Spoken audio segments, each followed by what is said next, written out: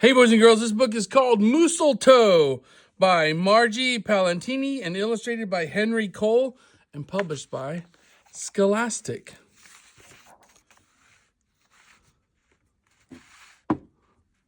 "'Twas the season, and Moose was merry.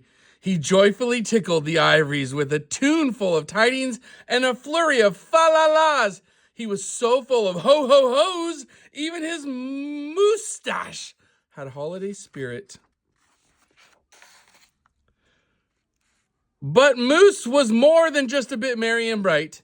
He was busy, busy, busy. There was a lot to be done, and his list of to-dos, but with orderly organization, a bit of regimentation, lots of imagination, and just plain old Moose know-how, getting ready for the big day should have been simple, easy. Yes, in all probability, just perfectly perfect.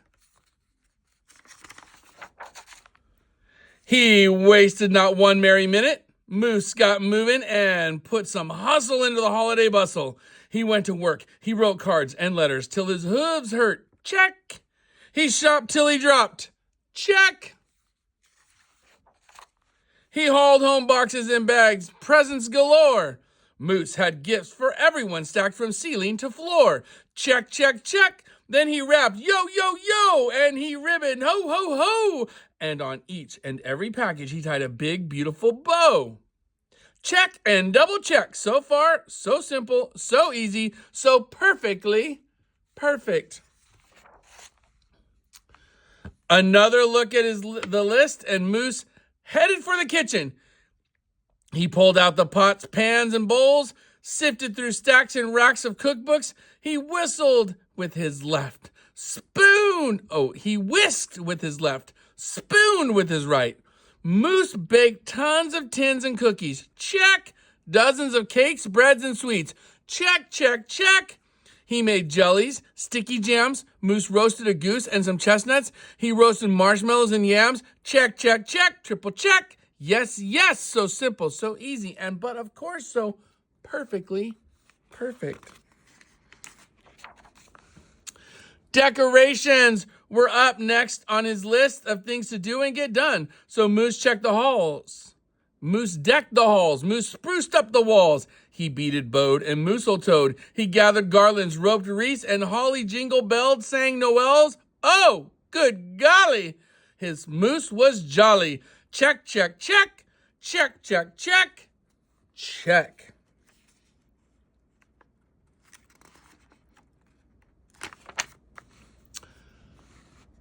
Last but not least, he hung all the stockings, each and every one with special care. And just in time, too. Soon Santa would be there. Check and final check.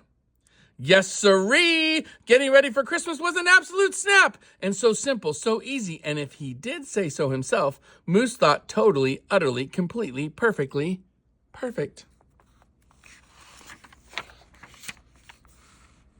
On that night, before Christmas, Mother, little Sissy, Bucky, and Junior looked all through the house. What a job Moose had done!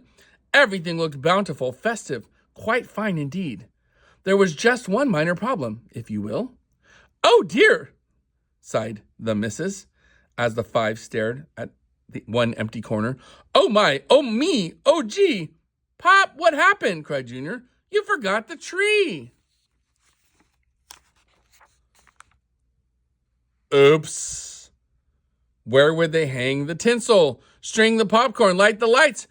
Where would Santa leave his gifts for the kiddies on Christmas Eve night? So Moose pulled on his galoshes and put on his hat. He would find a tree somewhere, somehow, and that's all there was to that. So out went the Moose, braving blustery blowing winds and the cold, trudging through snowdrifts, courageous and bold. Moose first hoofed it down to the corner, not a tree to be had. Then he slid around the block. Uh-oh, things were looking bad. He went down every boulevard, street, and little road. He looked down lanes and alleys. Every tree had been sold. There wasn't a branch, not a twig, not even one lousy bolus bough hanging around. Nope, nothing. Not a tree to be found. No tree, sighed a sad moose as he came home empty-handed that snowy eve. The kids tried to make the best of it. They said, "Oh, so who needs a tree?" But Moose could plainly see that they were short on the glee. He knew he had to do something, and that's just what he did. In the empty corner, he stood and spread his arms out very wide.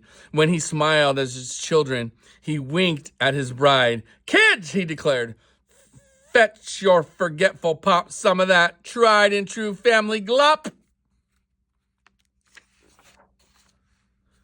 So back came the kids carrying a big pot of glue, and without a word to one another, they knew just what to do. They each took apart, grabbed a strand, taking hold. Then carefully, oh so carefully, they glopped and they plopped, they pasted and they pressed, they curled and they twirled with every which way a follicle could fathom, until Moose's magnificent moustache was indeed even more of a marvel to see. Moose was just a few needles shy of being an evergreen tree. They strung Moose with lights from his head to his toes and draped him with tinsel beginning right with his nose. They hung balls that were shiny and bells that were twinkled, candy canes, berries, and plum sugar sprinkled. Then they all stood back. Junior plugged in his pop. Ooh, ah, yes, Moose truly was one incredible sight. He was glorious and glowing, and boy, oh boy, was he ever bright. Then Junior placed a star on top of Moose's head. He gave him a kiss and a pat, and they all headed off to bed, except Moose, of course. He stayed in the corner instead, still twinkling and blinking and waiting for Santa. Oh, so it wasn't so simple, and it wasn't so easy, and okay, it wasn't so perfectly perfect. But you know what? It was pretty close. Ho, ho, ho.